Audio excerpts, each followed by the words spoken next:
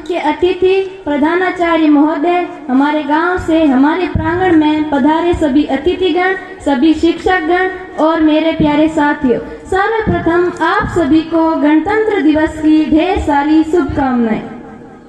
गणतंत्र दिवस हम सभी भारतीयों के लिए एक गौरव का दिन है। इस दिन को पूरे भारतवर्ष में हर्ष और उल्लास के साथ मनाया जाता है।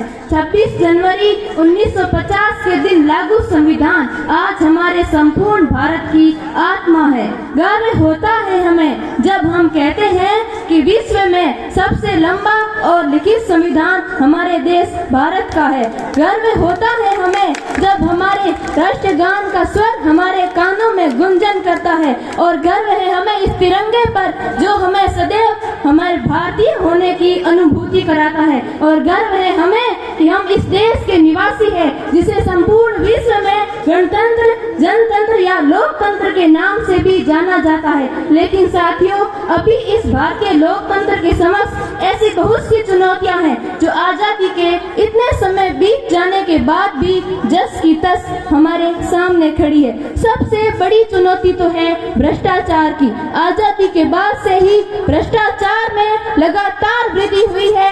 स्थिति बेहद निराशाजनक होती जा रही है। जनता मूलभूत सुविधाओं से वंचित है। अधिकांश नेता, मंत्री, सरकारी अफसर, कर्मचारी जिनके पास जिम्मेदारियां हैं, वे उनका अच्छी तरीके से निर्वाह नहीं कर रहे हैं। जनता की सेवा के नाम पर राजनीति के क्षेत्र में अपराधियों और भ्रष्ट लोगों की जमघट है, जिससे देश और समाज का ना तो भला कभी हुआ है और ना ही कभी होगा।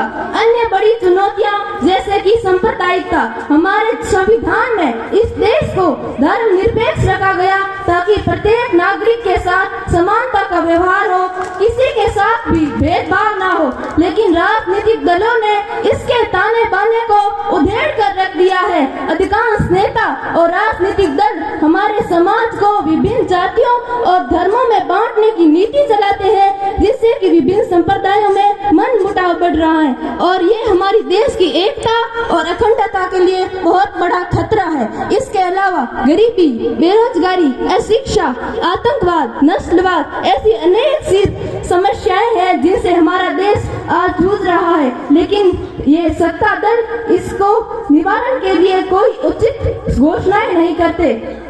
और इसके अलावा जो मीडिया है उसको भी अपनी भूमिका अच्छी तरीके से निभानी चाहिए, तभी भारतीय लोकतंत्र सच्चे अर्थों में सफल हो पाएगा।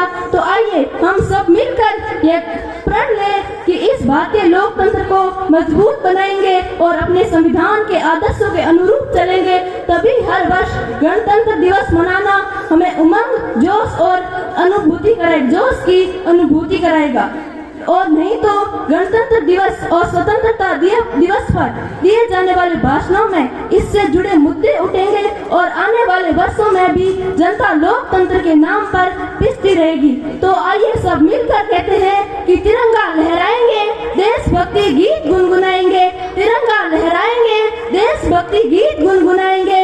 आइए हम मिलकर यह प्रण लें कि इस देश को सबसे सुंदर और प्यारा देश बनाएंगे। जय हिंद।